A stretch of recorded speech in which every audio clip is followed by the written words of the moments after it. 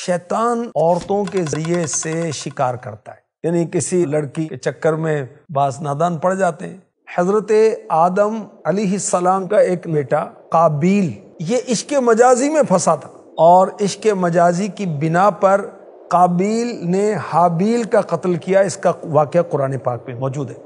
حضرت علی رضی اللہ تعالی عنہ کو شہید کرنے والا بدبخت انسان، اس کا نام ہے ابن ملجم۔ عشق مجازی کا یہاں بھی چکر چلا۔ قطام نامی خارجہ عورت تھی جس کے عشق میں ابن ملجم گرفتار ہوا، اور اس عورت نے مہر میں 3000 درہم اور حضرت علی رضی اللہ عنہ کو شہید کرنے کا مطالبہ کیا تھا۔ جو شخص اس چکر میں پڑتا ہے دنیا آخرت میں نقصان اٹھاتا ہے۔ کیا نقصان اٹھاتا ہے؟ عام طور پر کاروبار سے تو رہ جاتا ہے، پھر فضول خرچیاں، اسراف، بعض اوقات سگریٹ، چرس اور ہیروئن اور طرح طرح کے نشوں میں پڑ جاتا ہے، شراب نوشی وغیرہ۔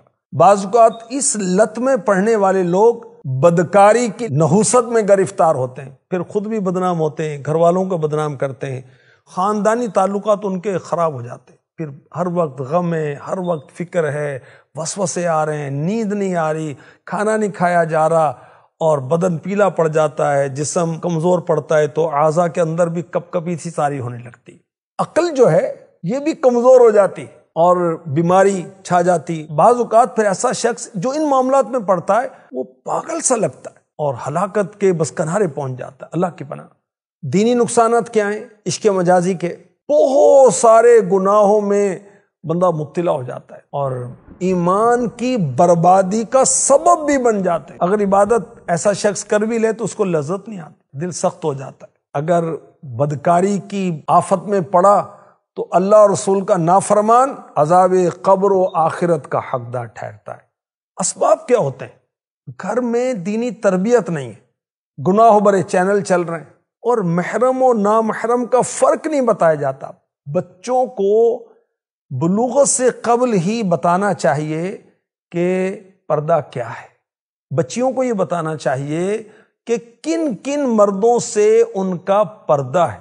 اچھا، بری صحبت مل جاتی ہے اسکول میں، کالج میں، اکیڈمی میں، ٹیوشن میں، جیم میں، اس وجہ سے بھی لت پڑ جاتی ہے۔ موبائل کا مس یوز، غلط استعمال، پھر وہ نمبر حاصل کر لیتے ہیں ایک دوسرے کا، اور پھر رابطے میں رہتے ہیں، اور پھر طرح طرح کے فحش میسیج یا فحش اشعار بھیجے جاتے ہیں، اور پھر گناہوں کا دروازہ کھلتا ہے اور تباہی کی طرف جاتے ہیں۔ توبہ استغفر اللہ۔ کو ایجوکیشن بھی اس کا ایک بڑا سبب، یاد رکھیے۔ بد نگاہی اس کا ایک بہت بڑا سبب ہے۔ امام احمد رضا خان رحمۃ اللہ تعالی علیہ فرماتے ہیں پہلے نظر بہکتی ہے، پھر دل بہکتا ہے، پھر ستر بہکتا ہے۔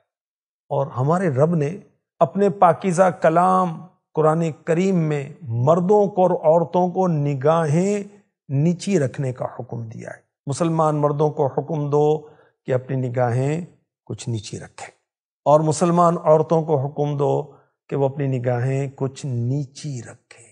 حدیث قدسی میں ہے، بد نگاہی شیطان کے تیروں میں سے زہر میں بجھا ہوا ایک تیر۔ علاج کیا ہے؟ بر وقت جلد شادی کر لینا بھی عشق مجازی کا حل ہے۔ کثرت سے روزے رکھنا بھی اس کا حل ہے۔